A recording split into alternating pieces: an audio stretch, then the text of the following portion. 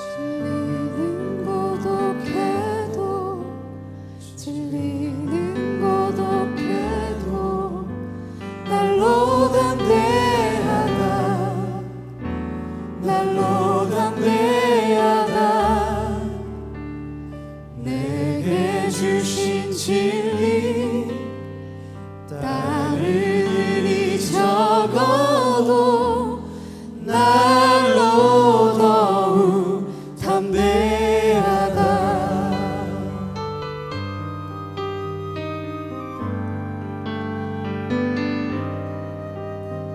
진리는 고독해도 진리는 고독해도 날로 담대하다 날로 담대하다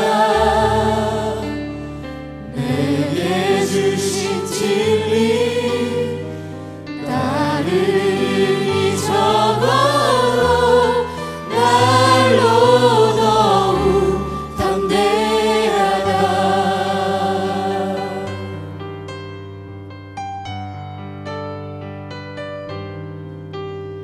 사명은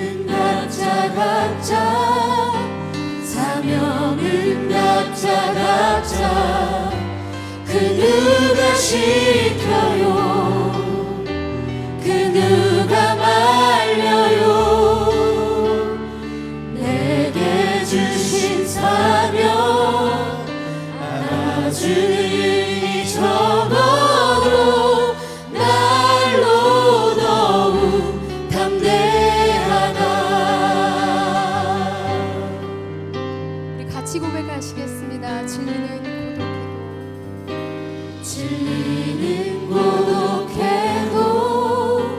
진리는 고독해도 날로 담대하다 날로 담대하다 내게 주신 진리 따르니 적어도 날로 더욱 담대하다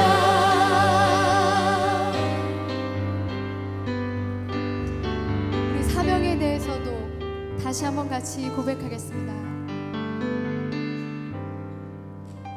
사명은 각자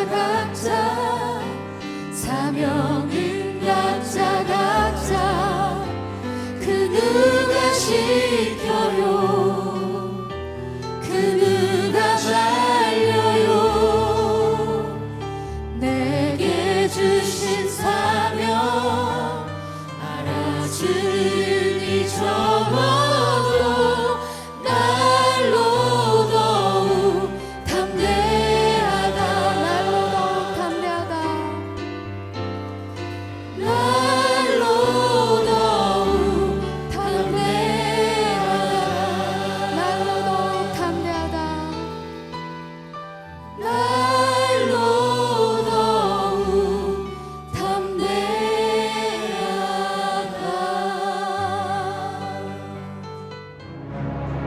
존 위클리프의 작은 불씨를 이어받아 불꽃을 일으켰던 얀 후스. 그리고 100년의 역사가 고이 간직한 그 불꽃을 횃불로 일으킨 마틴 루터. 어둠이 깊어갈수록 불길은 점점 번져가며 뜨겁게 타오르기 시작했습니다.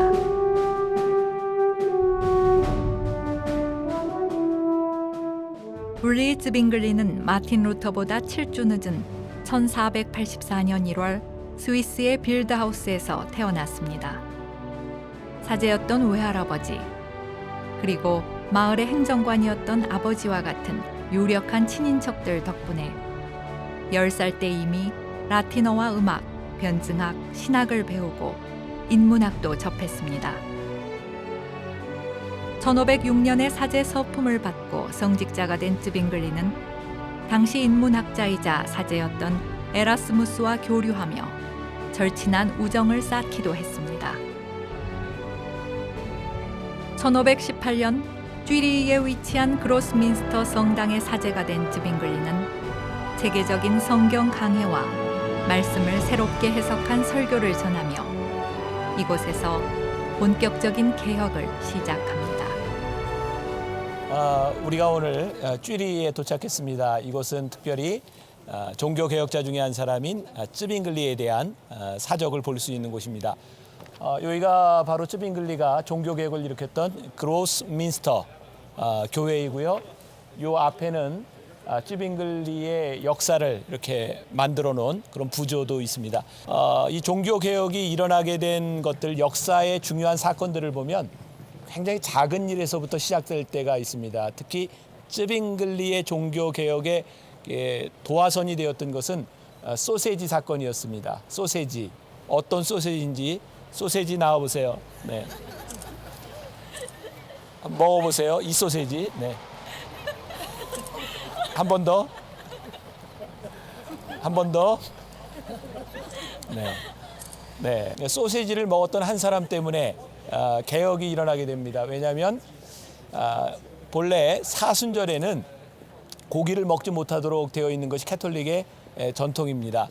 그런데 바로 이 그로스민스터 쯔빙글리가 여기에 사역하고 있던 이곳에 이 쥐리히에서 한 인쇄업자가 사순절에 소세지를 먹습니다. 굉장히 비난을 많이 받았고요. 그것을 이렇게 옹호하는 설교를 쯔빙글리가 하게 됩니다. 어쩌면 그동안의 캐톨릭의 전통을 뒤집어 엎는 거죠. 그런데 쯔빙글리는 이렇게 이야기하죠. 성경 어디에도 고기를 먹는 걸 금한 적이 없다. 그러니까 우리가 성경으로 돌아가자. 전통에 대한 성경으로 돌아가는 동일한 종교개혁의 흐름을 가지고 있습니다. 쯔빙글리의 종교개혁, 그것은 또 정치적인 것하고도 많이 관계가 있고요. 결국 쯔빙글리는 죽습니다. 전쟁에서 죽고 시체가 네 조각으로 이렇게 갈라지는 그런 고통 속에 죽기도 합니다. 여러 가지 그의 개혁들 중에 특히 이제 성상 폐지, 요 안에도 보면 모든 성상들이 다 제거가 되어 있죠. 어떤 우상 숭배에 대한 것, 성경으로 돌아가자고 하는 것, 그리고 쯔빙글리는 특히 성직자들의 결혼에 대한 그런 부분에 있어서도 그도 결혼을 한 사람이었고 쯔빙글리의 결혼이 공식화되면서 많은 사제들이 또 결혼을 하게 되기도 합니다. 쯔빙글리는 특히 종교 개혁자 중에 말틴 루터와 이제 대립하게 되는 문제가 생기는데 그건 성찬 논쟁이었습니다. 제가 이제 설교에서 조금 더 풀어가도록 하고요. 어쨌든 쯔빙글리를 통해서 그 한 사람의 개혁이 도화선이 되어서 지금 교회에 많은 영향들을 주게 되었는데 전통과 자유함 가운데서 어떤 것이 정말 옳은 것인가? 혹시 우리의 편의대로 자유한다고 하는 것이 옳은 일일까? 아니면 전통을 지키기 위해서 자유를 잃어버리는 것이 옳은 일일까? 이 두 가지의 긴장 관계는 2000년 기독교 역사 가운데 지속되었던 그런 문제이죠. 사실은 우리가 복음 앞에서 자유와 전통의 문제를 잘 균형을 맞추는 것이 중요하고요. 우리의 신앙에 정말 주님이 우리들 가운데 계셔서 어떤 믿음의 결단을 하느냐에 대한 문제이겠죠. 오늘은 특별히 우리 만나교회 어렸을 때부터 자라난 우리 장영광 형제가 공부하면서 이곳에 조인을 하게 됐습니다. 예수가 함께 계시니 우리 안에 계시다면 우리는 어떻게 살아갈까? 이 클라리넷 연주를 한번 좀 들으면서 우리 같이 찬양하고 말씀 속으로 들어가면 좋겠습니다.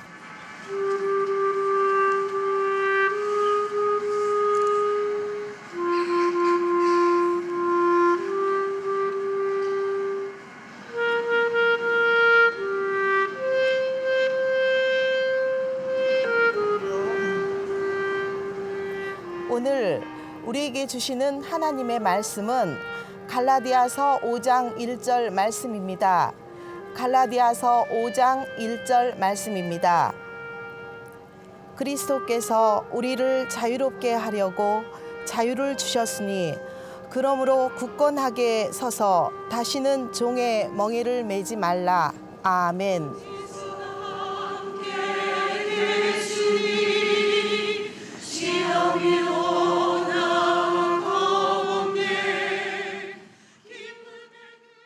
여러분들과 함께 쯔빙글리의 개혁을 통해서 우리 신앙을 점검해 보는 시간을 가지려고 합니다.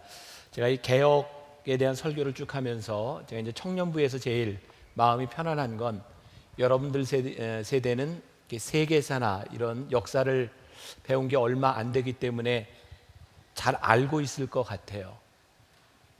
그렇죠? 내가 편하게 설교해도 되겠죠? 쯔빙글리 들어봤죠? 이건 뭐 세계사에서 나오는 인물이니까. 쯔빙글리의 개혁은 아까도 나왔지만 아주 어떤 해프닝 같은 사건으로 일어납니다. 소세지. 인쇄업자였던 크리스토프 프로사워라고 하는 사람이 사순절 기간에 소세지를 먹습니다. 당시 중세 교회는 모세의 율법에 바리새인들이 많은 규정을 이렇게 더했던 것처럼 지켜야 될 것들이 참 많았어요. 특히 사순절에는 초창기에 어떤 고기도 먹지 못하도록 되어 있었습니다. 조류, 육류, 생선, 심지어 달걀까지도 먹지 못하도록 되어 있었는데 조금씩 풀려나가면서 이 당시 중세 시대에는 그 생선은 먹을 수 있었고 고기는 먹지 말아라. 이 고기는 최후의 마지노선이었습니다.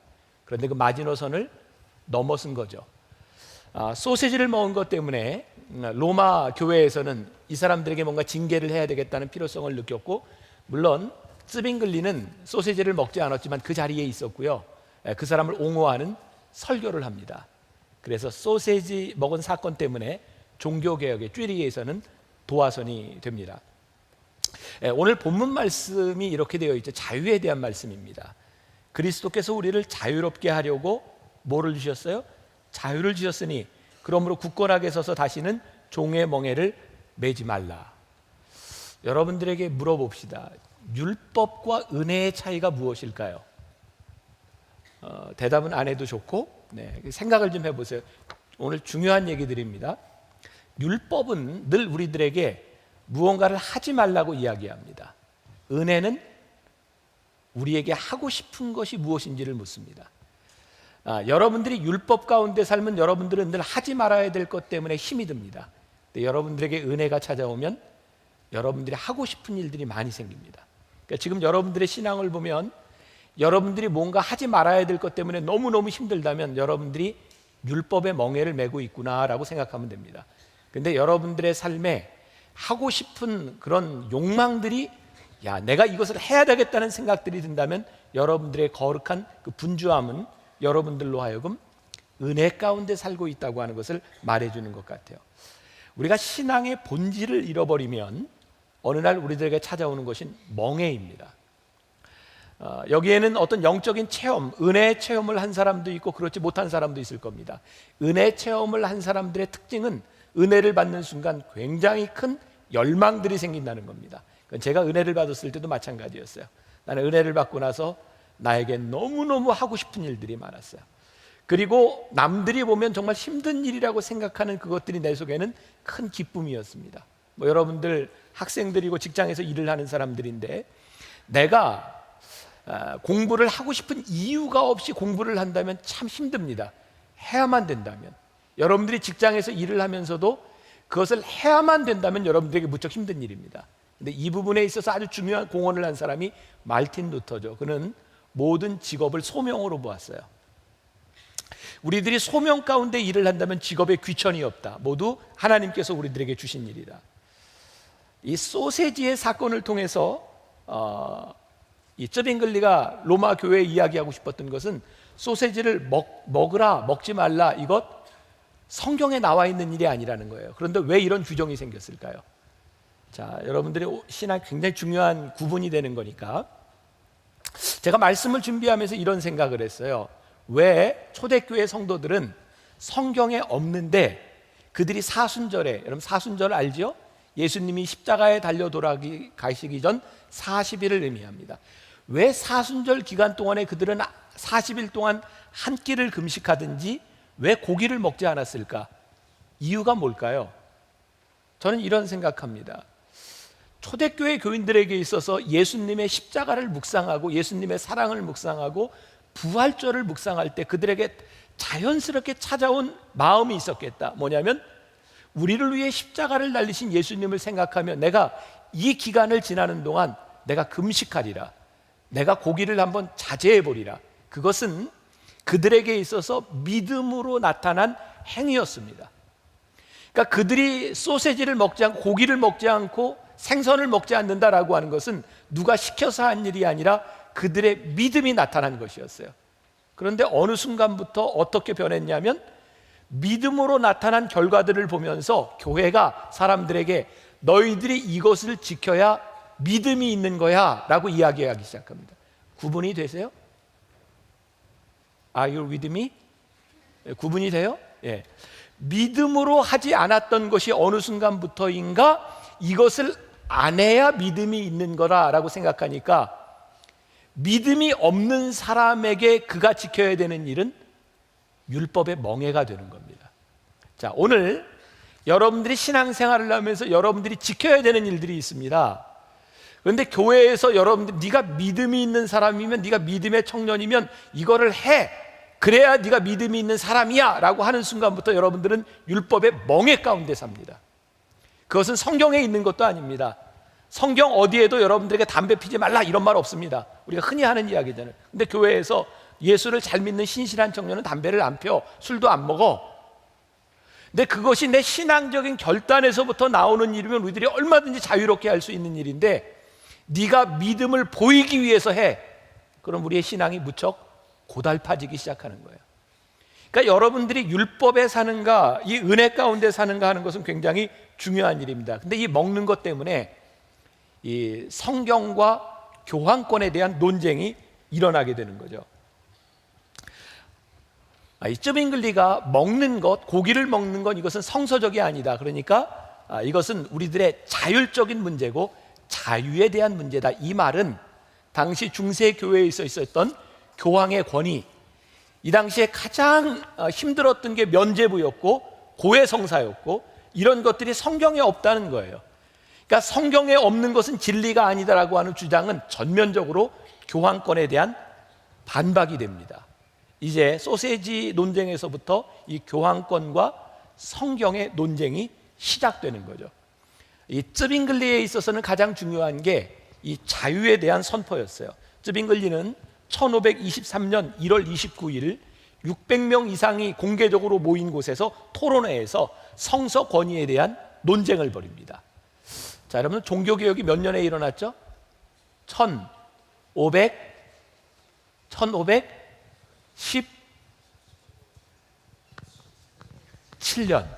몇 년? 1517년. 우리 이 정도는 외웁시다. 에? 청년들이요. 자, 몇 년? 1517년 10월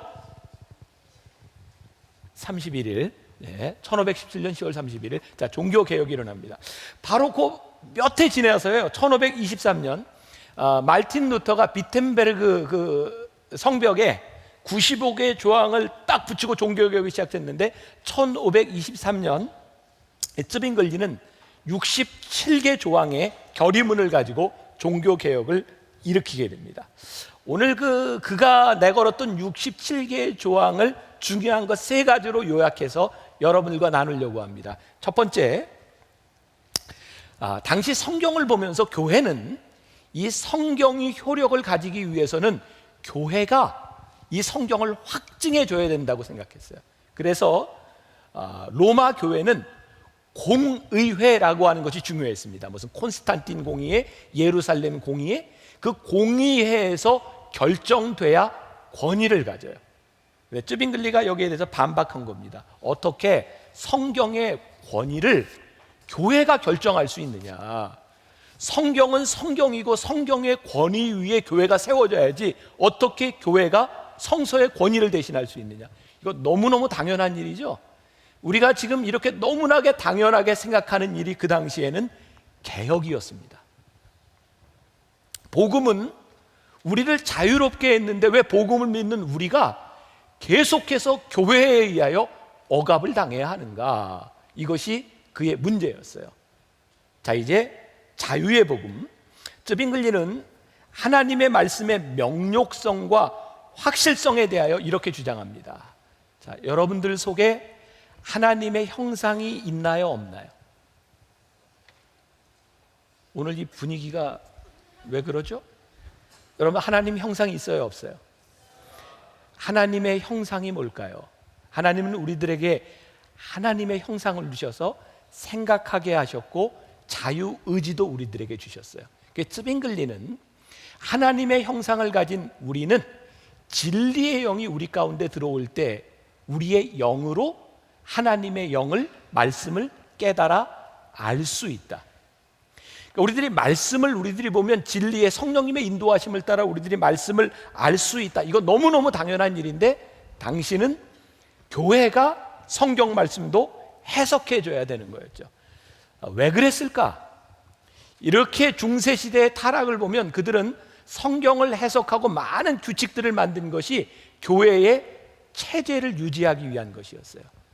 자, 이거 우리가 지금 한번 고민하고 생각해야 될 문제인데 제가 지금 여러분들에게 어떤 명확한 답을 하는 건 아닌데 요즘 뭐 페이스북에도 많이 글이 떠돌고 신문에도 나오고 했는데 이번에 교황청에서 발표를 했죠. 정말 동성연애와 낙태와 이혼에 대해서 엄격하게 반대하던 캐톨릭 교회가 여지를 남겨놨습니다. 자, 제가 비판하려고 하는 것은 이런 부분입니다. 그동안 동성연애와 낙태와 그리고 이혼에 대하여 그렇게 엄격하게 이것은 안 된다고 이야기했던 캐톨릭 교회가 이것은 된다고 이야기하는 근거는 무엇인가? 제가 볼 때 풀어야 되는 것과 풀지 말아야 되는 것이 성서적인 입장에서 서 있다 그러면 오케이. 그러나 체제를 위해서 가두었고 체제를 위해서 풀어야 된다고 하면 이것은 성서적인 것은 아니라고 생각해요. 제가 마이클 야코넬리의 영성이라고 하는 책에서 여러분들에게 뒤죽박죽 영성이라는 말을 했습니다. 기억하세요? 그 마이클 야코넬리가 생각했던 그 영성이라고 하는 것은 획일적이지 않더라는 거예요. 율법적이지 않고 뒤죽박죽이에요. 성경은 우리들에게 동성연애 성경적이지 않다. 이혼, 낙태, 이건 교회에서 성경적으로 오픈할 수 없는 겁니다. 왜? 성경이 가정을 지키라고 말씀했습니다. 이혼해야 되는 이유는 아내가 간음했을 때 이외에는 이혼할 수 없다. 그런데 그럼에도 불구하고 우리들의 영성은, 우리들의 신앙은 우리들이 이렇게 규정하는 것으로 끝나지 않습니다. 요즘 미국 교회에서는 아주 심각한 동성연애에 대한 논쟁이 일어났고 교회가 갈라지는 분열의 위기가 있습니다. 어떤 문제인지 아세요? 동성연애자들이 와서 목회자에게 주례를 부탁했을 때 이거 주례를 해주느냐 마느냐의 문제예요. 어떤 교회는 이건 안 됩니다라고 이야기를 하는데 어떤 주에서는 이게 안 된다고 이야기하면 이게 평등 차별에 대한 문제로 걸립니다. 벌금을 내야 되기도 합니다. 교회가 이런 문제를 가지고 논쟁에 휩싸여 있습니다. 자, 근데 저에게 이런 마음이 드는 거예요. 아마 여기에도 제가 언젠가도 한번 그런 얘기했지만 이 동성연애라고 하는 게 우리들이 설명할 수 없는 분들이 참 많습니다. 성경은 분명히 금하고 있는데 만일 이런 얘기 참 여러분들이 힘든 얘기일지 모르지만 내 형제와 내 누이가 내 자식이 동성연애자라고 한다면 너 그거 안 돼라고 하는 말로 모든 문제가 해결되느냐? 그렇지 않습니다. 율법으로 법으로 안 된다고 하는 것보다 내 형제와 자매와 내 식구들에게 그런 일이 있을 때 우리는 너무너무 마음이 아프고 안타까운 거예요. 우리들이 법으로 안 되는 것도 참 중요하지만 그 영혼을 사랑하는 마음이 우리에게 있어요. 여러분, 여러 가지 문제들, 동성연애뿐만 아니라 이런 율법으로 법으로 금하는 문제들 가운데서 우리들에게 영성이라고 하는 것은 단순히 율법적으로 규정할 수 있는 문제가 아니라 그 영혼들을 바라보는 하나님 아버지의 마음이 보이기 시작할 때 율법이 율법으로 끝나지 않는 겁니다. 그래서 저는 마이클 야코넬리의 뒤죽박죽 영성이라고 하는 말에 100% 공감합니다. 우리가 하나님의 진리의 영 앞에 우리들이 열려 있다면 우리들의 삶에서 일어나는 모든 문제들을 율법적으로 해결하지 못합니다. 우리들에게 정말 중요한 것이 있는데 그것은 하나님 아버지의 마음입니다. 안 되는 것은 안 되는 것이지만 그 영혼을 바라보는 하나님 아버지의 마음이 우리들에게 보이기 시작할 때 우리는 비로소 영적인 사람이 될 수 있는 것이 아닌가. 예수님 당시에 예수님이 안식일에 병자들을 고치셔. 눈먼 자도 고치시고 손 마른 자도 고치셨어요. 그런데 바리새인들이 와서 뭐라고 얘기합니까? 당신이 뭔데 안식일 날 이 죄인들을, 이 병자들을 고치는 겁니까? 안식일은 일하지 말라 그랬는데 예수님이 너무너무 안타까워하는 거예요. 그래, 안식일에 쉬라 그랬지, 안식일에 일하지 말라 그랬지. 그런데 너희들 눈에는 이 안식일에 고통받고 있는 그 사람의 아픔이 보이지 않니? 예수님은 고통받는 사람의 마음을 보셨고 그 영혼을 바라보는 하나님 아버지의 마음을 보셨어요. 이것은 단순히 하지 말아야 된다는 문제를 앞서서 그 영혼을 바라보는 하나님 아버지의 마음이 있었어요. 예수님은 바리새인들을 향해서 이렇게 말합니다. 이 회칠한 무덤과 같은 자들아, 이 독사의 자식들아. 아마 중세교회를 바라보며 그들이 너무나 경건했고 그들이 너무나 많은 규칙들을 지키고 있었지만 하나님 아버지의 마음이 빠져버린, 하나님의 말씀이 사라져버린 교회를 바라보며 우리 주님이 똑같이 말씀하셨을 것 같아요. 이 회칠한 무덤과 같은 자들아. 우리들에게 기준이 되는 것은 규칙이 중요하기는 하지만, 율법이 중요하기는 하지만 하나님의 말씀 가운데 드러나 있는 아버지의 마음이 살아있을 때 우리들의 영성이 살아납니다. 우리 청년들, 여러분들에게서 하나님의 영성이 있기를 간절히 소원합니다. 하나님 아버지의 마음을 볼 수 있는 사람들이 되기를 간절히 소원합니다. 두 번째, 쯔빙글리는 그의 개혁의 핵심에 교회만을 이야기하는 것이 아니라 정치와 사회 제도 전반적인 것에 대하여 개혁을 시도하고 있다는 사실입니다. 당시 로마 교회는 세상에 대해서도 엄청난 힘을 가지고 있었어요. 당시에 교황권이 황제를 임명할 정도였습니다. 교회를 주장하는 것, 사회를 주장하는 것은 종교 회의가 되어 있었습니다. 이제 그 제도를 벗어나면 안 되는 것. 쯔빙글리는 이렇게 이야기합니다. 하나님께서 우리들에게 교회라는 제도를 세워주신 이유가 무엇인가? 그것은 사람들에게 군림하기 위한 것이 아니라 그리스도의 마음으로 사람을 섬기라고 주신 것이 아니냐. 그러니까 교회는, 이 정치 제도는 사람들을 섬기기 위해서 자기의 기득권을 내려놓을 때 올바른 교회가 아니겠는가. 그런 누가복음 9장 23절에 누구든지 아무든지 나를 따라오거든 자기를 부인하고 날마다 자기 십자가를 지고 나를 따를 것이니라 라는 말씀을 통해서 교회와 우리 개인적인 모든 사람들이 자기의 기득권을 내려놓아야 될 필요가 있다고 말을 합니다. 자, 제가 요즘 개혁에 대한 말을 좀 많이 하죠. 그리고 레디컬이라고 하는 어쩌면 좀 과격한 단어들을 많이 씁니다. 오늘도 제가 점심에 우리 장로님들하고 식사를 하는데 저에 대한 염려가 많아요. 그리고 얼마 전에 우리 교인 중에 하나가 저에게 페이스북으로 쪽지를 보냈어요. 목사님, 개혁이라고 하는 말에 공감하지만 그러다가 목사님 표적이 되면 어떡합니까? 가만히 보니까 제가 개혁 이야기를 하는데 이 얘기를 듣고 싫어할 사람이 너무 많겠다는 생각이 들었어요. 저에게도 사실 두려움이 됩니다. 이 개혁, 제가 제도를 바꿔야 된다. 그런데 왜 바꿔야 되는 걸까요? 여러분, 이 제도라고 하는 것은 여러분, 하나님이 이 교회를 세워주신 것도 하나님의 일을 위하여 교회를 세워주셨어요. 그런데 언제부터인가 교회를 세우기 위하여 하나님의 이름을 대신하고 있다든지, 우리 한국 교회 안에는 많은 교단들이 있어요. 감리교, 장로교, 성결교, 침례교, 순복음, 많은 교단들이 있습니다. 이 교단은 교회가 하나님을 잘 섬기도록 뒷받침하기 위해서 제도를 만들었는데 언제부터인가 이 제도가 교회에게 요구하는 거예요. 너희들이 이 제도가 잘 살아날 수 있도록 우리를 도와라. 전 이런 생각을 해요. 2000년 역사 가운데 끊임없이 개혁이 일어났던 것은 하나님께서 만들어주셨던 그 제도가 성경적이고 복음적인 기능이 끝났을 때 그 제도는 사라져야 하는 겁니다. 우리 제도의 기한은, 유통 기한은 그것이 올바른 기능을 할 때입니다. 지금 제가 하는 이야기는 굉장히 과격한 이야기입니다. 그런 의미에서 우리가 속한 교회의 교단과 이런 단체들이 하나님의 일을 방해한다면 그것은 더 이상 존재할 가치가 없는 겁니다. 그러면 개혁이라고 하는 것이 그것을 깨 부숴야 되는 걸까요? 아니요. 그 전에 우리들이 속한 우리의 어머니 같은 교회와 우리의 교단들을 바라보며 새롭게 올바로 성경 위에서 설 수 있도록 우리들이 다시 복음을 발견하는 것이 첫 번째입니다. 그것은 누군가 여러분들을 통해서 우리가 해야 될 일이기도 합니다. 그리고 우리가 깨닫는 게 있어요. 제도를 가지고는 어떤 것도 완전하지 않다는 거예요. 여러분, 중세교회 이 쯔빙글리가 이 종교개혁을 일으킬 때 한 카톨릭 사제가 한 주교가 담당하고 있는 관구에서만 1,500명의 아이들이 태어납니다. 무슨 말이에요?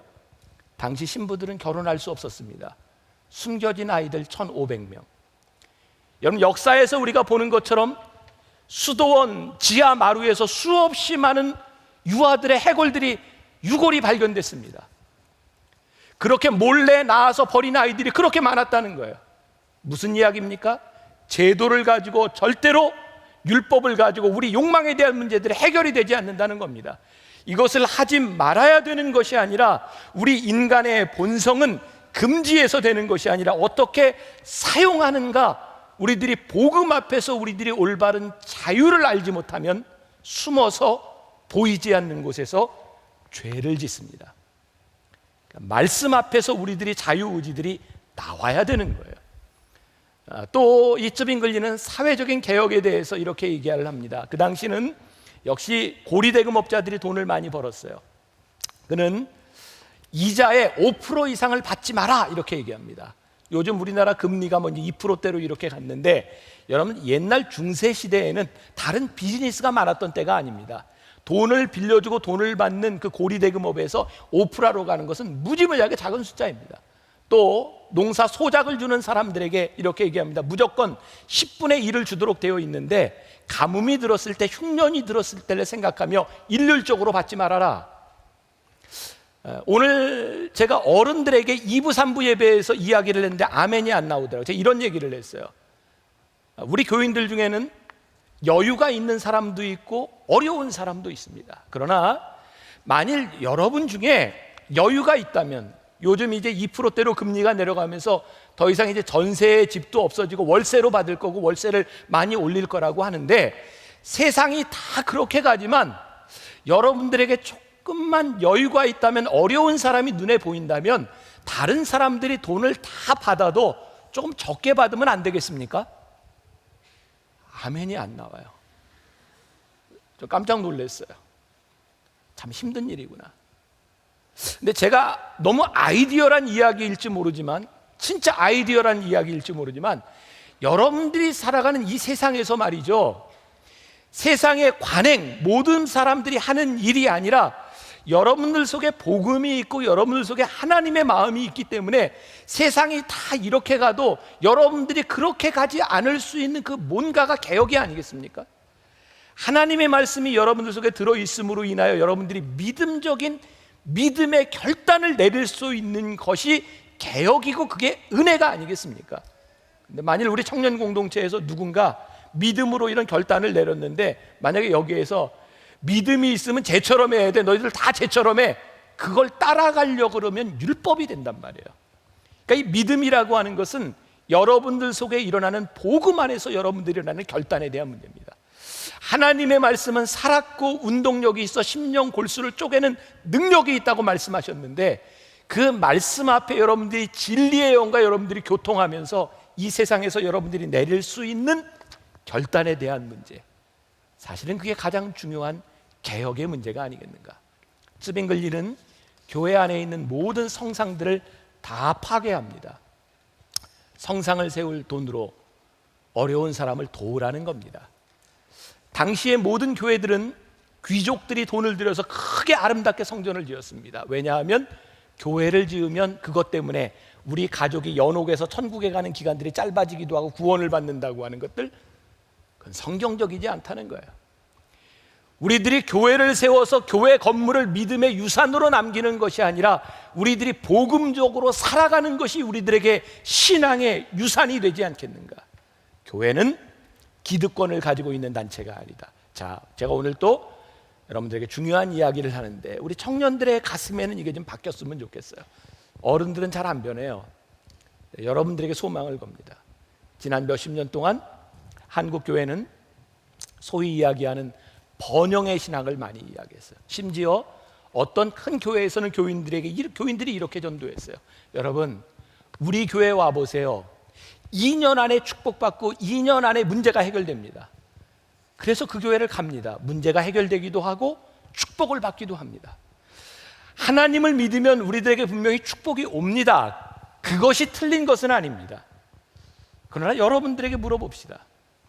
여러분들이 믿음을 가지고 이 자리에서 예배를 드리는 이유가 여러분들이 축복을 받기 위해서입니까? 그렇다면 우리들이 여기에 앉을 이유는 없습니다. 예수님도 주님을 따르는 사람들이 복을 받기를 원했고 질병이 치유되기를 원했고 고쳐주셨습니다. 그러나 예수님은 너희들이 병이 낫기 위해서, 너희들이 번영하기 위해서 하나님께 오라고 말씀하시지 않았습니다. 하나님의 뜻대로 살아가는 자들에게 병도 나을 수 있고 물질의 축복도 오는 겁니다. 그런데 만일 우리들이 하나님의 뜻이 아니라 우리 문제 해결을 위해서, 우리의 번영을 위해서 이 자리에 나와 있다면 우리는 너무 쉽게 복음을 버릴 수 있습니다. 왜? 우리의 목적이 번영이기 때문입니다. 그래서 우리들이 돈을 벌고 우리들이 잘 살기 위해서 복음의 진리를 버릴 수 있습니다. 왜? 우리가 여기 온 이유가 번영이기 때문입니다. 여러분, 교회에 하나님의 진리가 사라지고 하나님의 능력이 사라지는 것은 우리가 여기 있어야 되는 이유를 잘못 알고 있다는 거예요. 우리가 하나님의 말씀대로 살아가고 하나님의 뜻대로 살아가는 것이 우리들이 이유가 될 때 교회는 복음에서 벗어나지 않습니다. 그런데 이게 벗어나면 교회가 타락을 하는 겁니다. 저는 오늘 여기 있는 우리 젊은이들이 많은데 앞으로 여러분들이 살아가는 삶의 여러분들의 목적이 번영이 아니라 하나님의 뜻대로 살아가는 것이 여러분들의 삶의 목적이 되면 돈 때문에 쉽게 타락하지 않습니다. 그러나 여러분들이 여기 앉아 있는 것이 세상적인 부와 명예라면 여러분들은 세상에서 너무 쉽게 타락할 수 있어요. 그래서 우리는 그동안 수없이 간증을 하며 내가 이렇게 축복받았다고 하는 사람들이 몇 년 후에 감옥에 가는 걸 너무 많이 봤어요. 그들은 교회를 다니면서 축복을 받았는데 어떻게 그렇게 수치스럽게 수갑을 차고 감옥에 갈 수 있냐 이 말이에요. 왜? 그들은 번영을 목적으로 살았기 때문에 비도덕적이었던 거죠. 오늘 우리들에게서 개혁이 무엇인가? 세 번째, 쯔빙글리는 그의 개혁 중에 하나로 예배 개혁을 이야기합니다. 그래서 그는 성당 안에 있는 모든 성상들을 다 불태워버립니다. 그리고 심지어는 이 부분에서는 제가 쯔빙글리와 개인적으로 견해를 같이 하지 않습니다. 그는 교회 안에 십자가도 다 떼어버립니다. 십자가를 우상처럼 섬기지 말라는 겁니다. 우리가 예배를 시작할 때 십자가가 열리는 것을 봅니다. 여러분들은 십자가를 보면서 무슨 생각을 하세요? 저는 쯔빙글리와 견해를 달리한다고 하는 것이 저는 십자가를 우상으로 생각하지 않기 때문입니다. 왜? 십자가를 바라보며 예수님의 고난과 사랑을 생각해서 십자가가 감격스럽습니다. 그때 십자가는 우상이 아닙니다. 그런데 많은 사람들이 십자가를 우상처럼 생각하는 것을 경계할 필요가 있습니다. 어떤 때 많은 사람들이 차 운전하는 것을 보면 크리스찬인지 아닌지를 뭐로 알 수 있냐면 차에 십자가가 있는가 아닌가가 참 많은 기준이 되는 것 같아요. 사람들이 왜 십자가를 차 안에 걸어놓고 이 백밀러에 걸어놓죠? 십자가를 걸어놓으면 왠지 사고가 안 날 것 같은 마음, 그 십자가를 가지고 다녀요. 근데 십자가를 걸고 다니는데 이 사람이 과속을 하고 교통신호를 위반합니다. 십자가가 그것을 지켜준다면 십자가 아닙니다. 과속을 하고 잘못을 하면 사고도 나고 딱지를 떼야 합니다. 우리가 십자가를 걸어놨기 때문에 우리들이 교통법규를 어기고 걸렸을 때 변명하지 말고 우리들이 벌금 내야 하는 겁니다. 왜? 그게 십자가의 정신입니다. 십자가는 우리의 십자가를 지겠다는 겁니다. 만일 여러분들이 십자가를 걸어놓고 여러분들이 불의한 일을 했음에도 불구하고 그 불의한 것을 십자가가 막아주는 부적으로 생각한다면 십자가는 우상입니다. 여러분들이 십자가를 가지고 다니고 십자가를 걸고 다니고 여러분들에게 필요한 것은 그 안에 살아있는 십자가의 정신입니다. 십자가 앞에서 내가 나의 십자가를 지리라. 십자가 앞에서 내가 정직하리라. 그것이 십자가의 정신입니다. 이제 쯔빙글리로 인해서 예배는 의식 중심에서 설교 중심으로 말씀의 선포로 바뀌게 됩니다. 근데 쯔빙글리는 예배소서 5장 19절을 인용해서 거기에 어떤 말씀이 있냐면 시와 찬송과 신령한 노래들로 서로 화답하여 너희의 마음으로 주께 노래하며 찬송하고, 이 말씀을 가지고 쯔빙글리는 마음으로 노래했다라고 해서 교회의 모든 음악들을 다 없앱니다. 그래서 개혁교회에는 십자가도 없고 음악도 사용하지 않습니다. 저는 이 부분에 있어서도 조금 견해를 달리합니다. 그런데 왜 쯔빙글리가 그렇게 과격하게 종교개혁을 했는가를 알 필요가 있습니다. 당시 중세 교회에는 찬양을 하는 사람들, 여러분들 카스트라토라고 들어보셨어요? 카스트라토? 소년이 아주 미성으로, 여자의 목소리를 아주 미성으로 노래하는 카스트라토, 아름다운 목소리입니다. 여러분, 지금 이 시대에는 생각도 할 수 없었던 중세 시대에는 감히 여자가 예배에 참여할 수 없습니다. 어떻게 여자가 노래를 하고 어떻게 여자가 예배에, 그건 말도 안 되는 겁니다. 그런데 그래서 이 소년들의 음성을 사용하죠. 소프라노, 소년들의 음성. 여러분 뭐 그레고리안 찬트 같은 거 보면 정말 그 아름다운 이 울림이 있잖아요.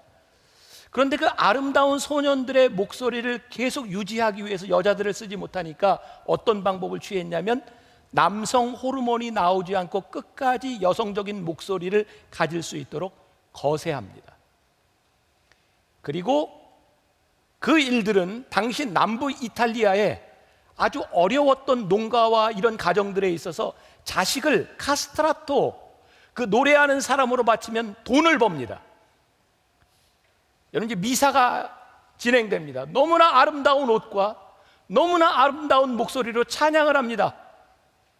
정말 황홀하게 아름답습니다.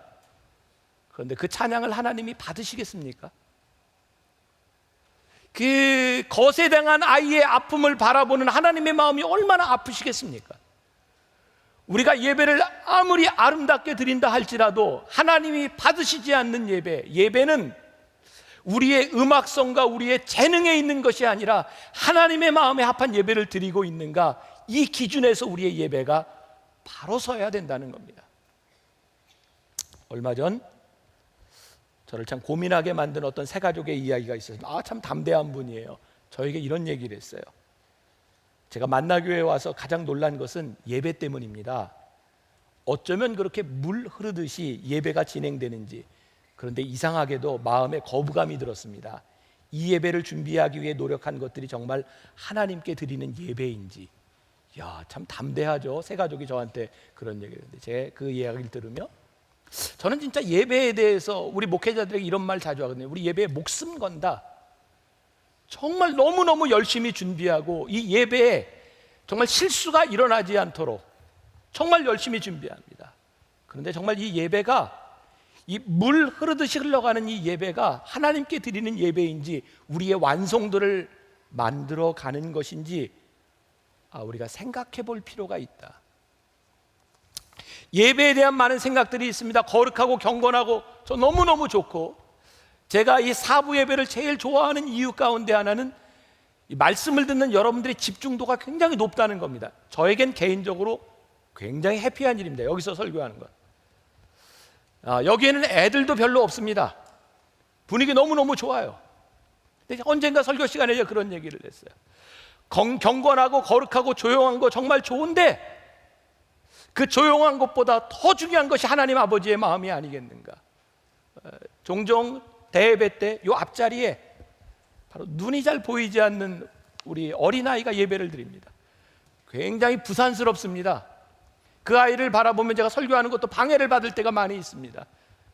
그런데 제가 한 번도 그 아이에게 거기 앉지 말라 이런 얘기 하지 않습니다. 왜냐하면 그 아이를 붙들고 거기서 예배를 드리는 그 어머니와, 이건 인간적일지 모르지만 담임 목사를 너무너무 좋아해서 이 앞자리를 사모하고 예배드리는 그 아이의 마음이 상처받지 않기 위해서입니다. 내가 조용하고 예배를 잘 드리는 것보다 정말 한 사람의 예배를 향한 그 마음이 하나님 앞에 얼마나 귀한 일인데, 제가 안내하는 분들한테 이렇게 얘기합니다. 본당 안에 갓난아이를 데리고 들어오는 부모들을 막지 마세요. 아이들이 빽 울고 시끄러워도 그 아이들을 데리고 들어올 수밖에 없는 그 엄마의 갈급한 마음이 있다면 우리가 조금 시끄러운 거 참아야 되는 것 아닐까요? 저는 우리들에게 조용한 것, 우리의 예배보다 더 중요한 것이 우리 주변에 그 하나님을 향한 마음이 우리들에게 보일 때이고, 이 말을 듣고 오해하지 말아요.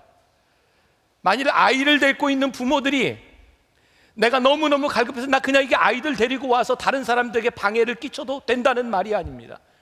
서로가 서로를 배려하고 생각하고 다른 사람들의 마음들을 배려해야 하는데, 우리들에게 정말 보여야 될 것은 그 예배를 향한 마음들이 보이기 시작할 때 우리들이 서로 참고 예배가 될 수 있는 것이 아닐까. 저희 교회, 제가 만나교회 담임을 하면서 제일 힘들었던 게 찬양대의 개혁이었습니다.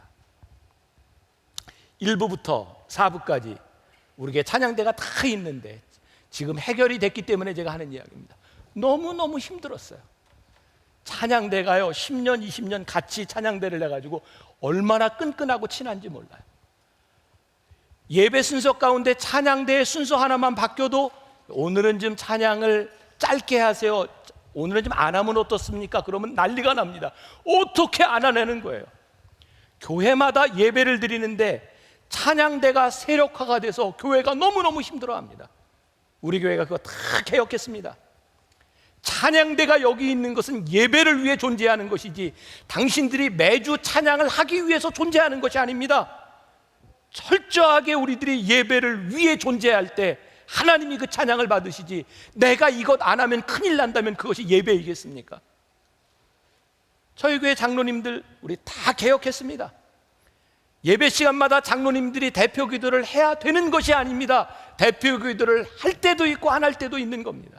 지금 설교하는 저 매주 설교를 해야 예배가 되는 것이 아닙니다. 제가 설교를 하는 것은 오늘 여러분들이 예배자로 하나님을 만나기 위해서 제가 도움을 주는 말씀을 선포하는 것이지, 이 말씀이 예배의 핵심이 아닙니다. 우리들 모두가 예배자가 된다고 하는 것, 그것이 무슨 말일까? 우리들의 재능이 나타나면 우리가 이것 하지 않으면 안 된다고 생각하는 것, 올바른 예배 아닙니다. 그렇다고 해서 또 오해하지 마십시오. 하나님은 우리의 재능을 받으시는 분이 아니니까 대충 못해도 된다, 정말 어쩔 수 없이 못하는 건 할 수 없지만 불성실함과 노력하지 않음으로 드러나는 것이라면 그것이 얼마나 예배의 방해가 되겠습니까? 야, 오늘 저는 이 콰이어 보면서 무슨 말을 기대하고 있어요 지금? 저는 깜짝 놀랐어요. 야, 이거 몇 달을 하더니 이렇게 소리 내는 방법을 안 해? 이제 소리를 내더라고요. 몇 달 전하고는 확 틀려졌어요. 여러분, 이 코러스가 여기에서 찬양을 하는데 못하잖아요? 그럼 설교하기 참 힘듭니다. 왜? 이 식어버린 은혜를 끌어내는데 너무너무 힘들어요. 그런데 찬양팀이 잘하면 말씀을 전하는데 너무너무 쉽습니다. 아마도 여러분들이 오늘 말씀의 은혜를 받는다면 그 중에 50%는 이 찬양팀에게 달린 문제입니다. 왜? 그들이 마음을 열어놨기 때문입니다. 그래서 여러분들 찬양을 하는데 이렇게 소위 삑살이라 그러죠? 그런 거 없는 게 참 좋습니다. 그러나 그것 때문에 우리들이 못하기 때문에 하나님이 예배를 받지 않으시는 것은 아닙니다. 참 우리 교회 참 담대한 사람들이 종종 있는데 저한테 대놓고 이런 얘기를 해요. 제가 사실 옛날에 노래 잘했거든요. 이렇게 설교할 땐 믿어야 합니다. 이렇게 의심하지 말고. 목소리를 너무 많이 쓰다 보니까 목이 많이 상했어요. 제가 예배 시간에 이렇게 말씀보다는 찬양이 은혜가 될 때가 있어서 이제 종종 찬양을 하는데, 그분이 저에게 그래, 목사님, 말씀으로 은혜를 받다가 목사님이 찬양을 딱 시작하면 갑자기 긴장이 되면서 은혜가 떨어집니다. 가능하면 부르지 말아주세요. 저에게 대놓고 그래요. 여러분 가만히 생각해 보세요. 요 근래 제가 찬양을 하지 않았습니다. 이유는 제가 예배에 방해가 되지 않았으면 좋겠다. 이 말을 오해하지 마세요. 그렇다고 내가 계속 안 한다는 건 아닙니다. 정말 이 말씀을 전하다가 찬양이 은혜가 될 때면 어떤 음악성보다 더 뜨거운 게 있는 거예요. 우리들에게 중요한 것은 우리들의 음악성이나 우리의 재능이 아니라 정말 간절한 우리들의 마음이고 우리들이 예배를 준비하는 모습이 아니겠습니까? 이 쯔빙글리는 형식적이었던 미사에서 이 예배가 하나님의 말씀 중심의 예배로의 개혁이 필요하다고 봅니다. 오늘 우리들에게 그 예배의 개혁이 필요한 것 같아요. 마무리합니다. 말씀을. 여러분들이 가지고 다니는 성경책, 그것이 여러분들에게 우상이 되지 않으려면 여러분들이 가지고 다니는 성경책의 말씀이 여러분들에게 살아있어야 합니다. 여러분들이 지니고 다니는 그 십자가가 여러분들에게 우상이 되지 않으려면 그 십자가의 정신이 여러분들에게 살아있어야 합니다. 이제 오늘 여러분들이 예배를 드리고 나가는 이 세상은 여러분들이 예배자로서 살아가야 하는 거룩한 땅입니다. 여러분들이 가는 곳이 거룩한 곳입니다. 여러분들이 예배자로 살아가는 것이 거룩한 곳입니다. 여러분들이 온 마음을 다해 여러분들이 그렇게 개혁자로 예배자로 살아갈 수 있기를 간절히 소원합니다. 개혁은 누구와 싸워서 승리하는 것이 아니라 우리들의 가장 깊숙한 삶에서 말씀으로 일어나는 변화가 여러분들의 삶과 우리 교회와 이 민족을 변화시킬 것이기 때문입니다.